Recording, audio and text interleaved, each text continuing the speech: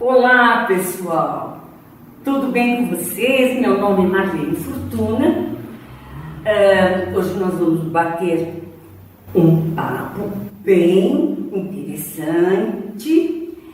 E para este papo interessante, eu trouxe o meu convidado e agradeço a presença dele, que é o professor Dr.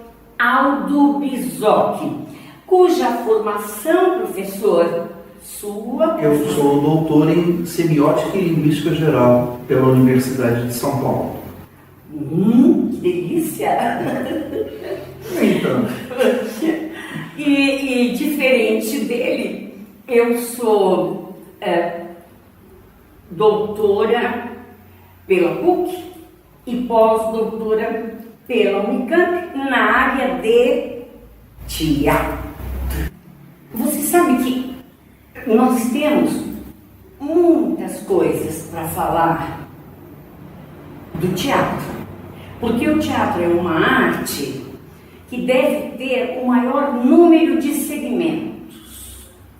na verdade, eu acho que o que nós temos em comum, em primeiro lugar, o teatro trabalha com a palavra.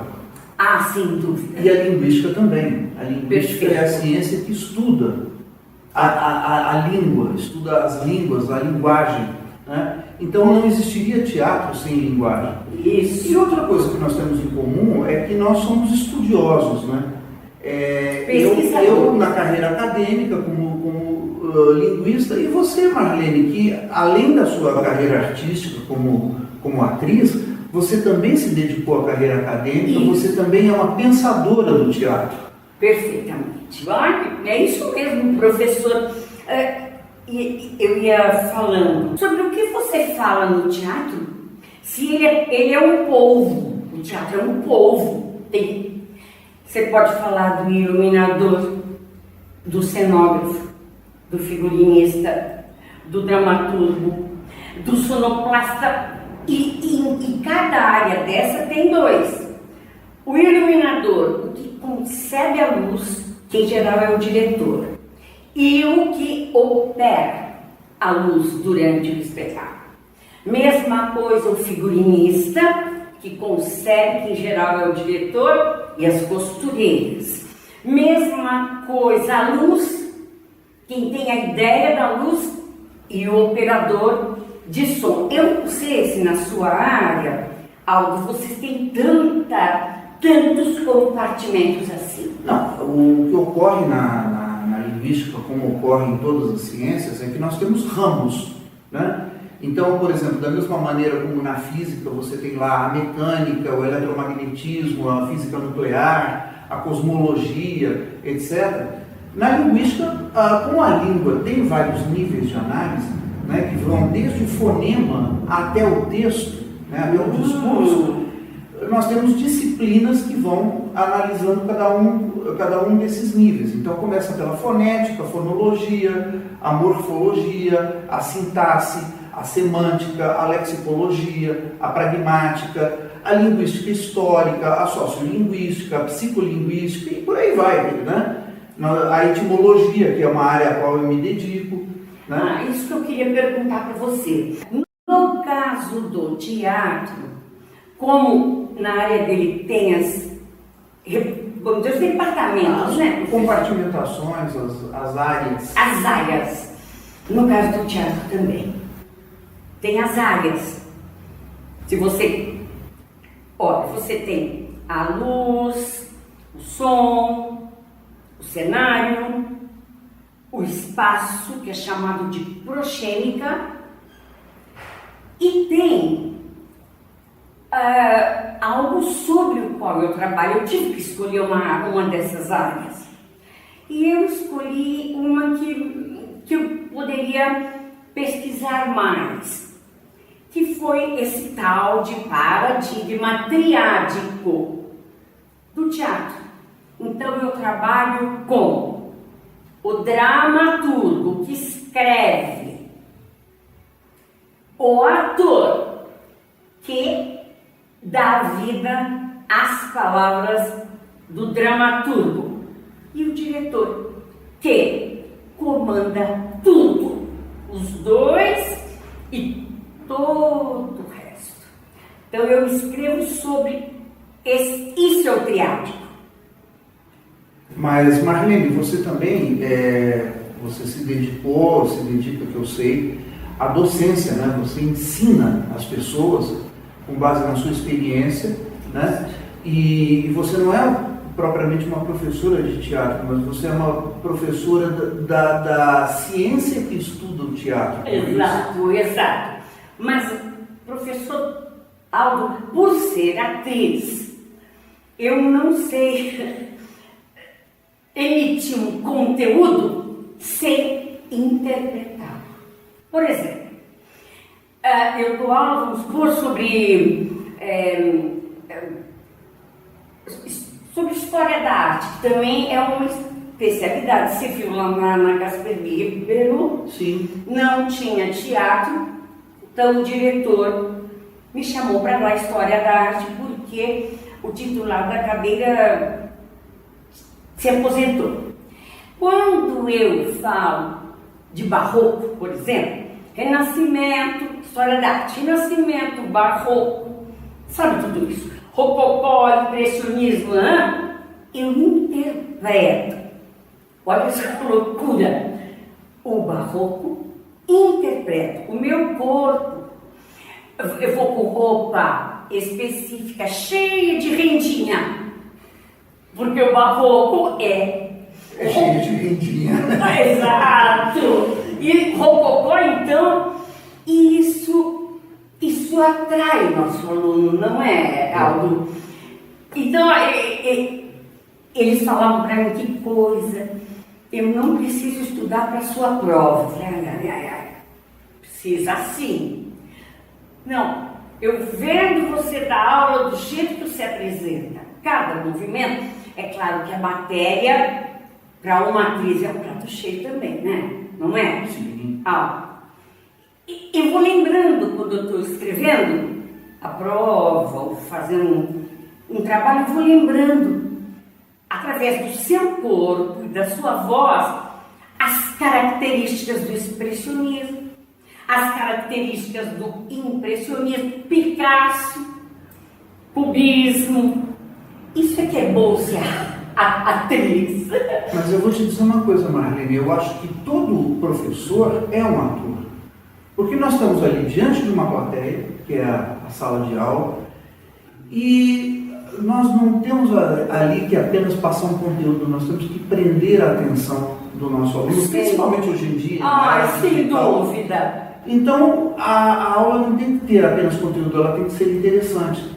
E eu mesmo já cheguei, claro, depende também do público. Uma coisa que você dá aula num primeiro ano de faculdade, onde todo mundo acabou de sair do colégio, né? E muitos inclusive acham que ainda estão no colégio, né?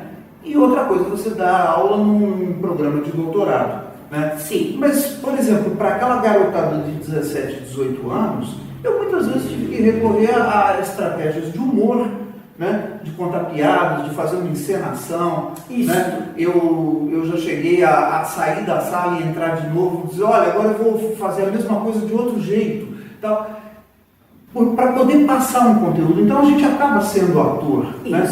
E outra coisa que a gente também costuma conversar, né? A coisa da repetição.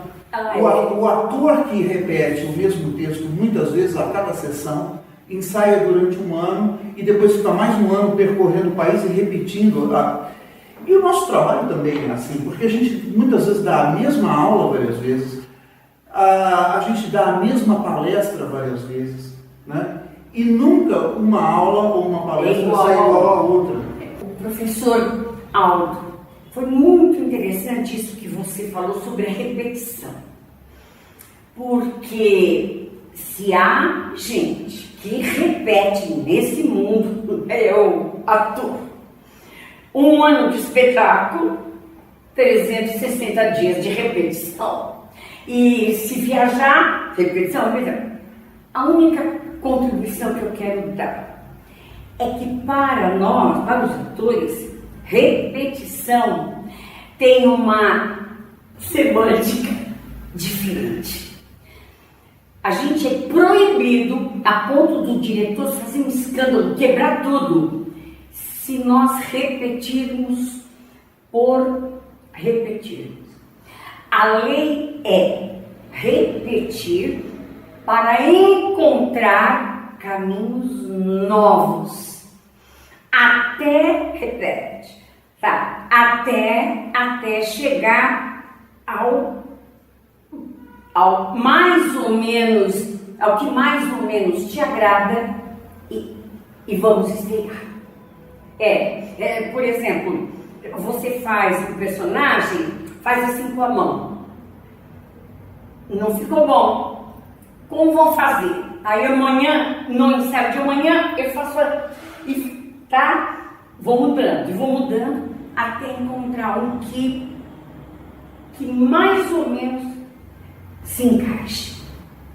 E por que eu digo mais ou menos? Porque, olha, o professor grande escritor Jorge Luiz Borges fala uma coisa que eu gosto, mas em todos os meus cursos eu repito isso.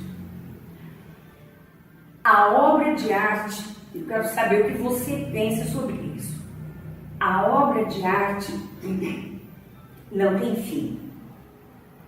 Ela não acaba. Ela para na medida do suportável para determinado momento. Teatro. Faz ensaio. Pessoal, a estreia é dia 20. Não dá mais. Não dá mais para esticar o ensaio, ou a roupa costureira tem que trazer, a luz tem que estar pronta, etc. Por quê? O que vai nos parar é o dia da estreia. O pintor, uma hora Picasso teve que entregar a Guernica. Senão ele ia. Você entende o que o Jorge Luiz Borges diz? Eu não acabo a minha obra, eu não sei o que é acabar uma obra em todos os suportes. Eu apenas a interrompo na medida do suportável para aquele momento.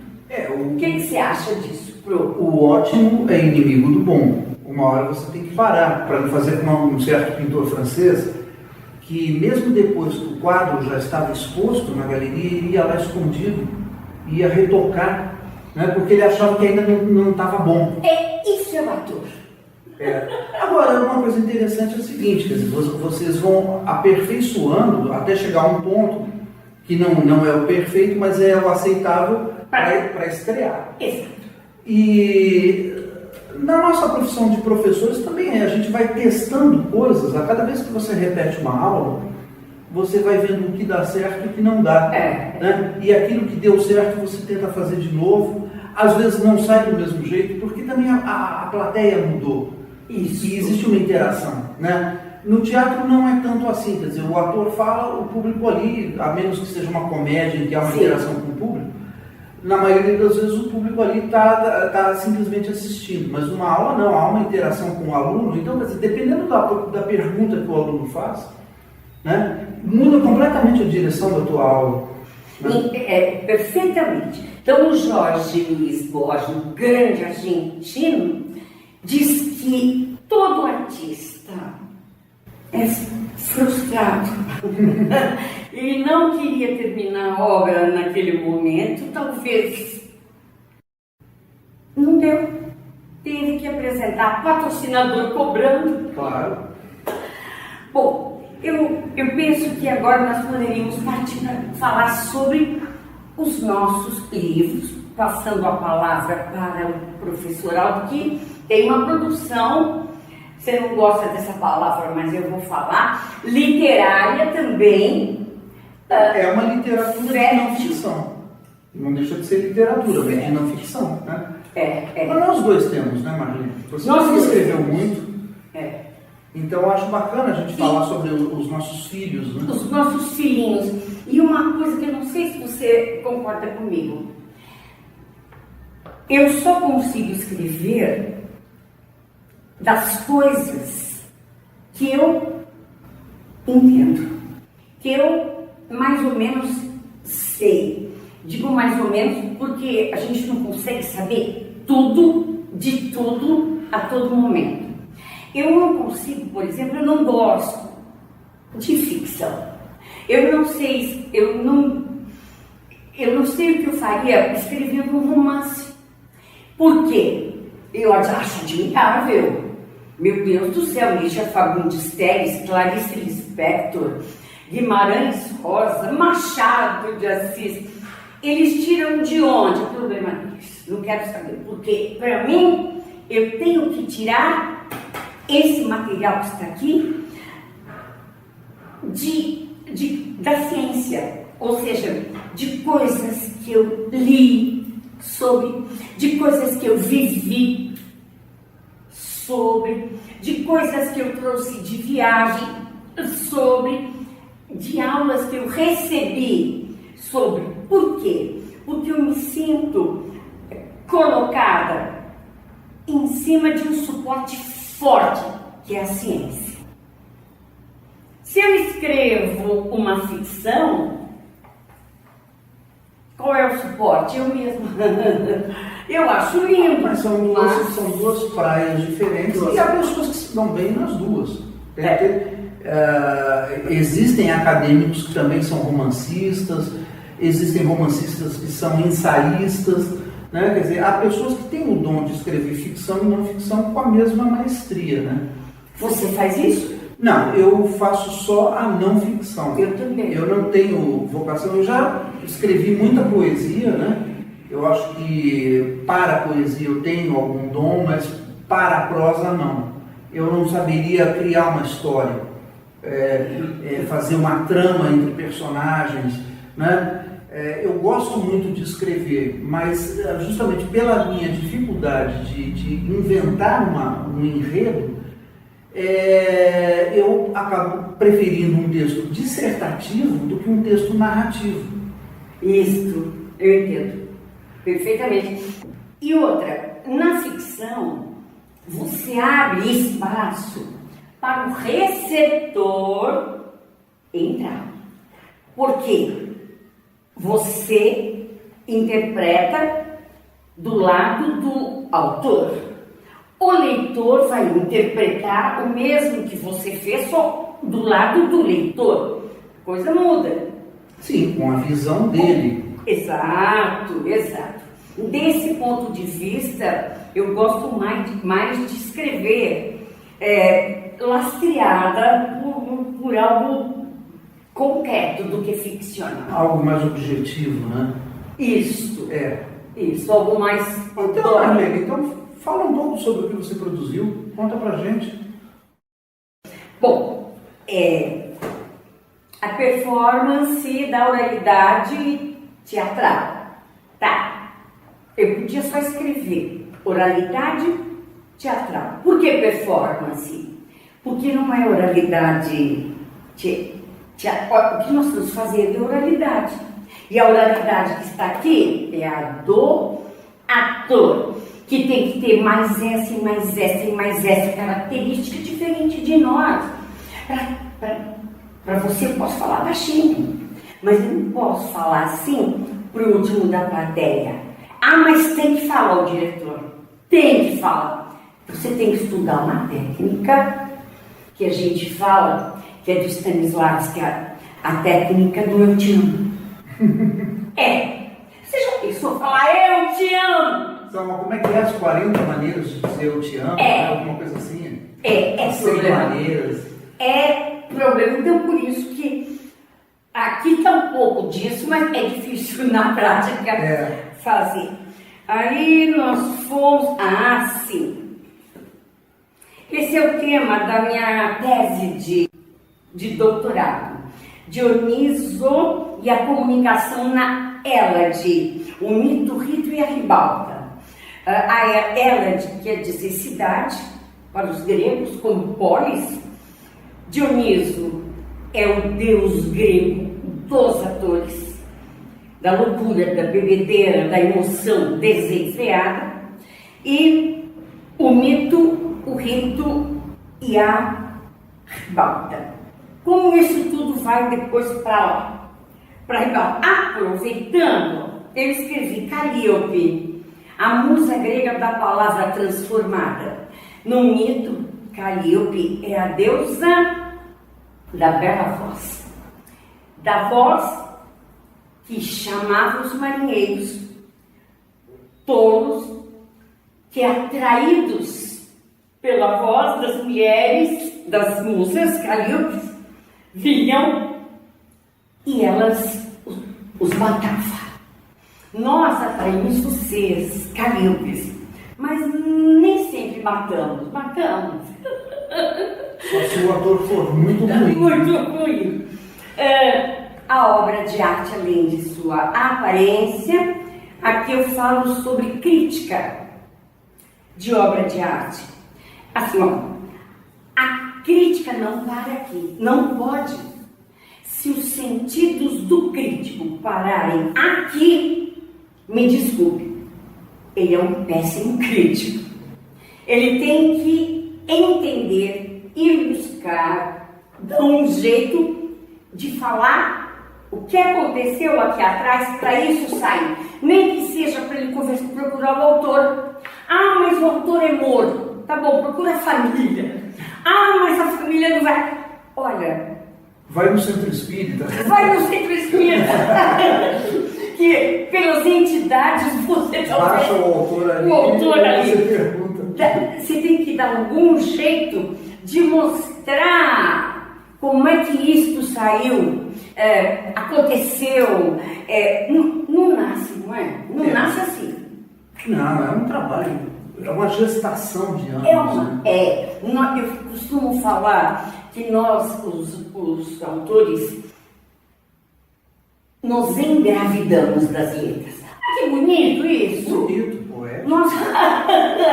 Nós nos engravidamos das letras. E o último livro, lançado esse ano, Minha Vida no Teatro, com o diretor Antunes Filho.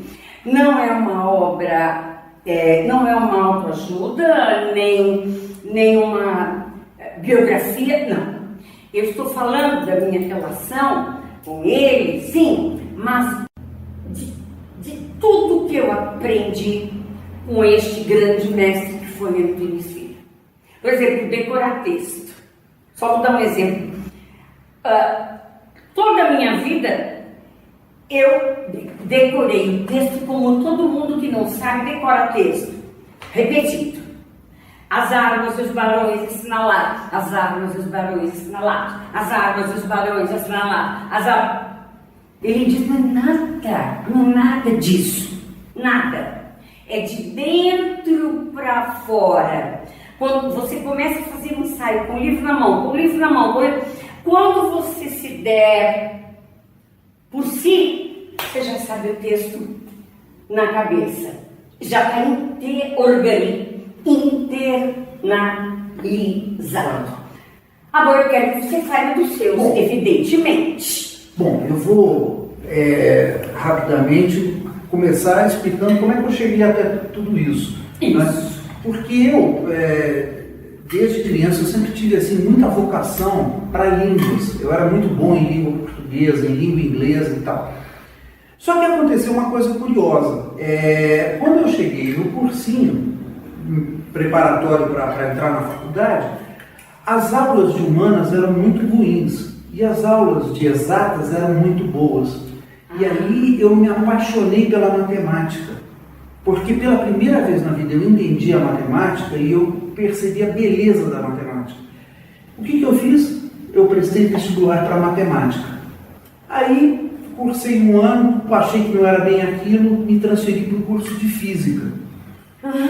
Fiquei mais um ano e meio quando finalmente eu caí em mim que eu não tinha vocação para aquilo, porque eu gostava muito das ciências exatas, gosto até hoje, leio muito a respeito, mas eu não tinha vocação para aquilo.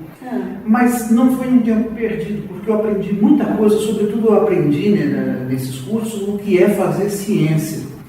E aí quando finalmente eu decidi largar tudo e entrar em linguística, Para minha surpresa, eu descobri que a linguística era uma ciência tão exata quanto a física. Parece incrível o que eu estou dizendo. Mas eu costumo dizer que a linguística é, ao mesmo tempo, uma ciência humana, exata e biológica.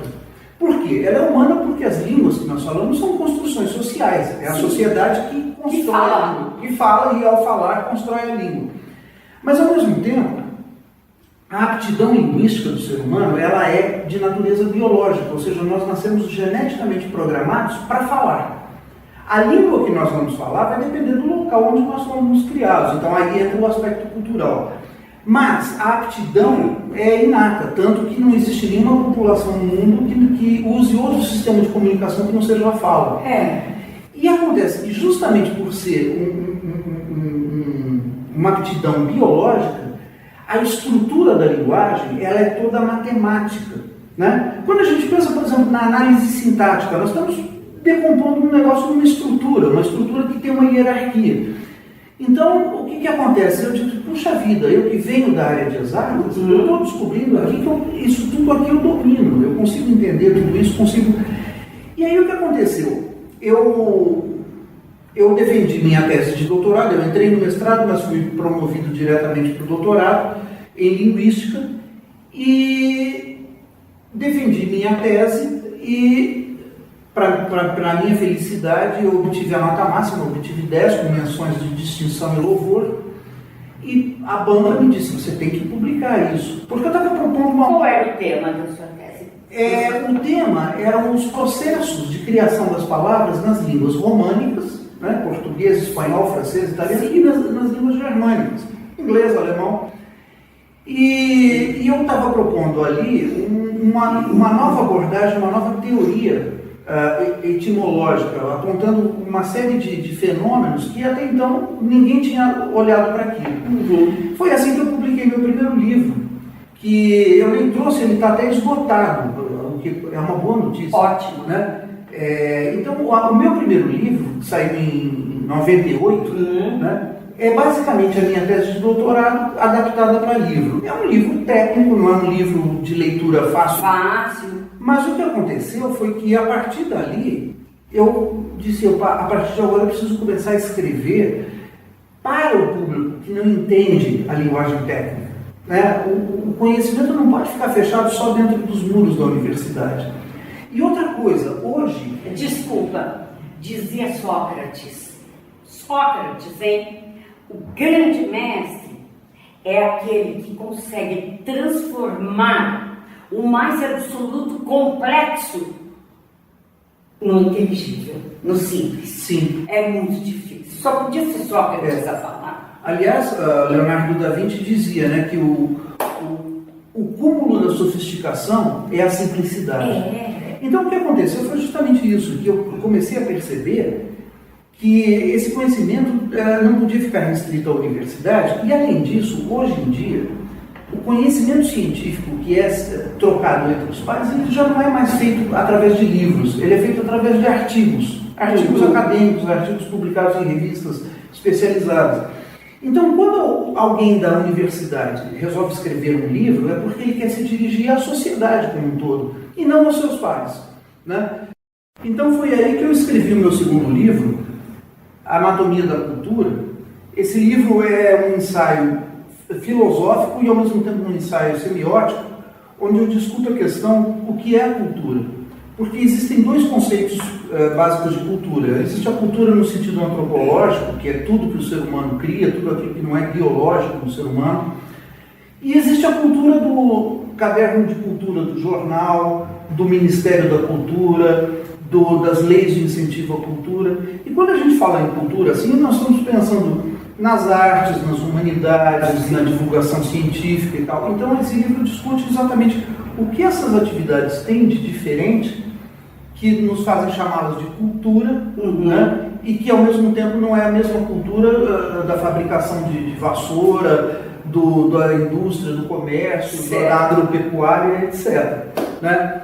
E já nesse livro, eu procurei usar uma linguagem mais acessível ao público leigo. Né?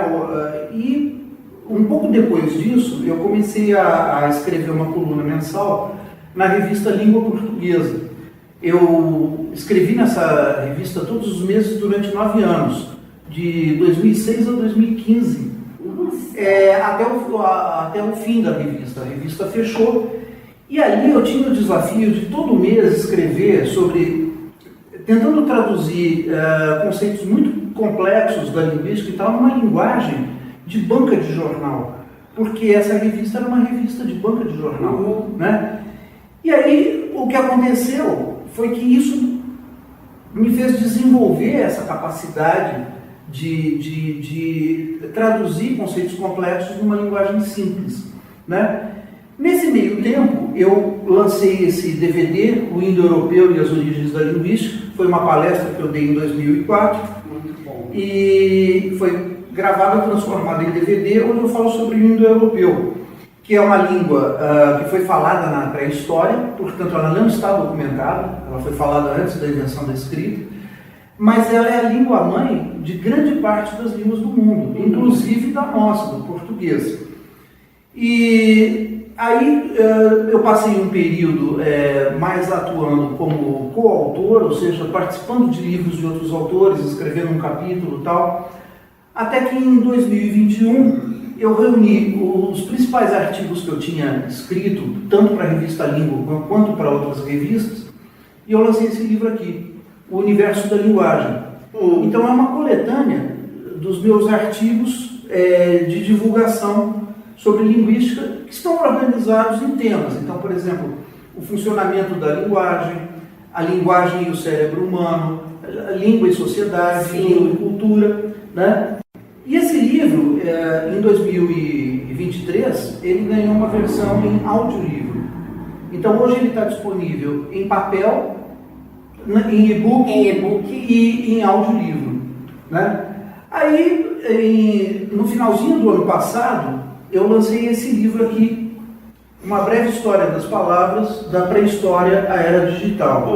Esse livro aqui, não é que eu queira me gabar, mas você sabe que existe o Prêmio Jabuti, que é o prêmio da literatura brasileira. Isso. E a Câmara Brasileira do Livro, este ano de 2024, lançou a primeira edição do Prêmio Jabuti Acadêmico, para premiar obras de não ficção, sobretudo produzidas pela academia.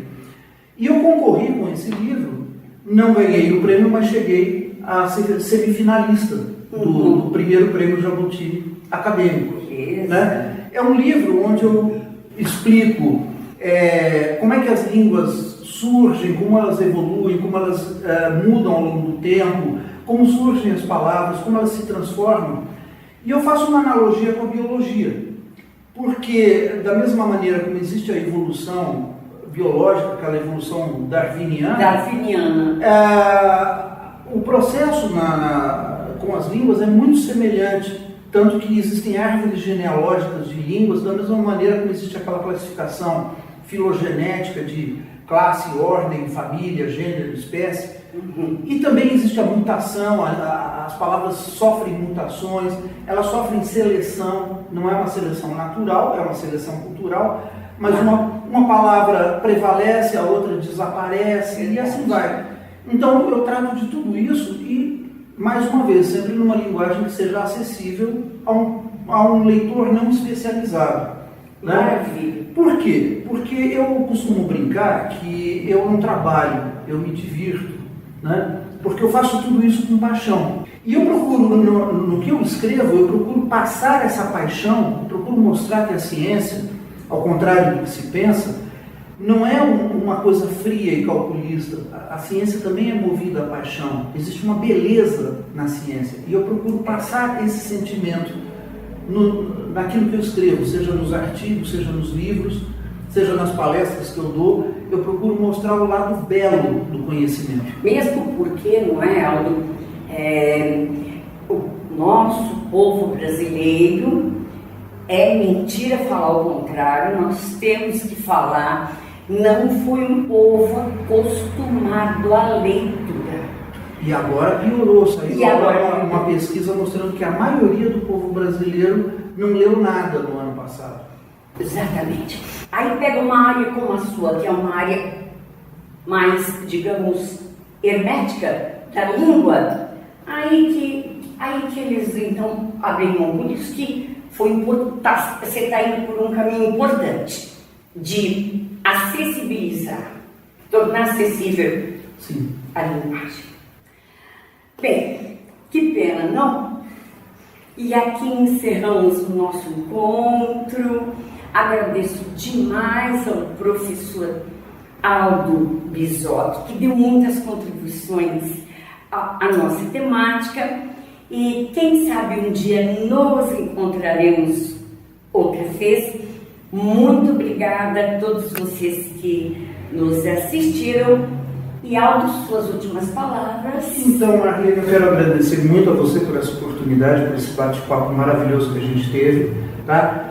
Muitas outras ocasiões virão, pode me chamar que eu venho, né? Nós somos irmãozinhos de longa data. De longa data. Então é isso aí. Então, muito obrigado. Obrigada. Obrigado aí à audiência, aos seguidores. Um abraço a todos. Um abraço a todos, obrigado ao nosso técnico. Um abraço. Até a próxima vez.